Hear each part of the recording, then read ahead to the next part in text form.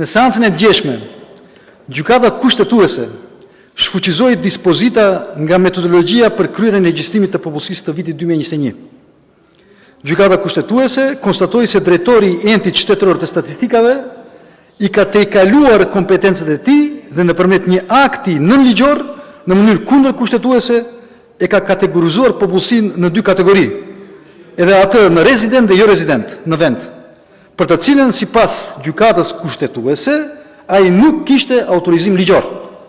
Si pasoj, vendimi i qeverisë për të ulur numrin e këshilltarëve në për këshillat komunal është i pavlefshëm që nga ky moment e tuqer. Ashtu thot në vendimin e gjykatës kushtetuese. A do të anuloni, zoti kryeministër, vendimin e mëparshëm të qeverisë për uljen e numrit të këshilltarëve dhe atë bile në seancën e ardhshme të qeverisë. Pra, a do të merrni një vendim në seancën e ardhshme për të rivendosur numrin e mëparshëm të këshilltarëve në për këshillat komunal. Në këtë drejtim, zoti kryeministër, pata edhe një kërkesë për një interpretim autentik të vendimit tuaj. Kërkesa është truar para mbi 5 muajsh. Kërkesa ishte logjike, jo me argumente, ligjërisht, sepse logjikisht nuk mund t'i largoni qytetarët jo rezident, sepse vota e tyre kanë ndikim të drejtë për së drejti në zgjedhjen e këshilltarëve. Por, deri më sot, nuk keni dhënë edhe përgjigje për kërkesën e interpretimit autentik.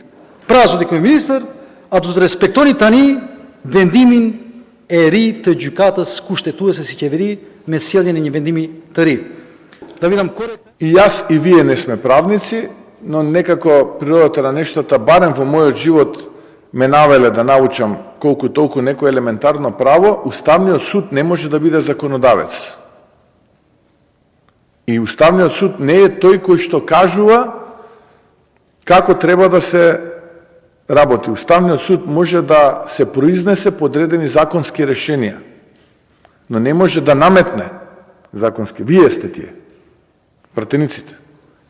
И во одредена мера во рамките на своите ингеренции владата.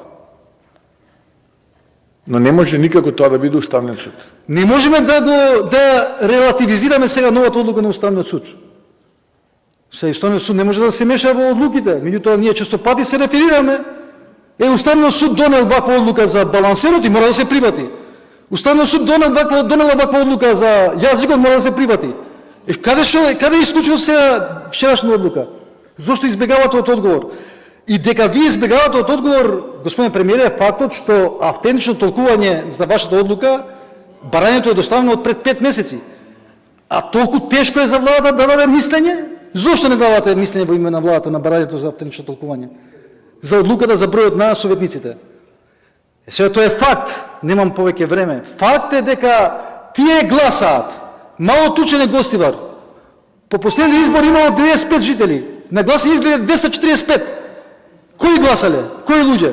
Ако гласаат, имаат импакт во советниците. Па затоа, значи, не дадовте одговор за жал.